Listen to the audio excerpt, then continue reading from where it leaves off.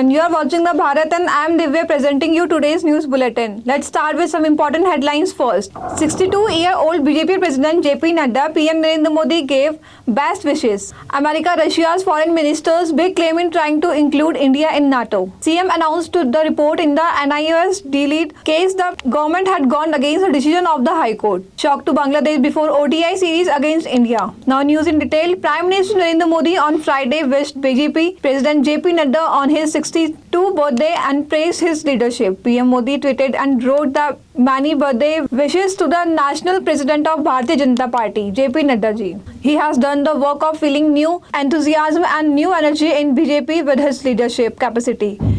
May God grant him long and healthy life. In his political career, Nadda was in charge in an election in charge of the many states including Jammu Kashmir, Punjab, Haryana, Chhattisgarh, Telangana, Kerala, Rajasthan, Maharashtra, Uttar Pradesh. The West Bengal Central School Service Commission has published a list of 183 such teachers on its website whose appointment is illegal. These teachers had not passed the 2016 examination, yet their names were included in the merit list. The commission has taken this step following the order of the Calcutta High Court. In fact, on Thursday, the High Court had ordered to publish the list of 183 teachers with these illegal appointments within 24 hours. However, after the order, the commission published the list on its website. The news of relief has come to light in the country today regarding corona infection. In fact, after April 2022, the lowest number of corona cases have been reported today. Please tell that on the April 16, 2022, 489 cases of corona were reported. On the other hand, according to the data released by the Ministry of Health on Friday, December 2, only 275 new cases of corona have been reported in the last 24 hours. At the same time, a patient also died during this period. Apart from this, the number of active patients in the country has come down to 4,672.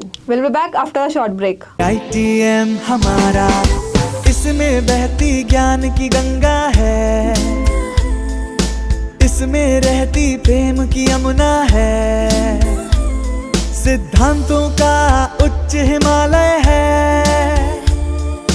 भक्ति सिखाता एक तिरंगा है, गुरुकुल जैसा प्यारा ये ITM हमारा, सच्चे सपनों सा प्यारा ये ITM हमारा, ITM हमारा, ये इंस्टीट्यूट हमारा, सच्चे सपनों सा प्यारा ये ITM हमारा, ITM हमारा, ये इंस्टीट्यूट हमारा, सच्चे सपनों सा प्यारा ये ITM हमारा. Welcome back to the Bharat.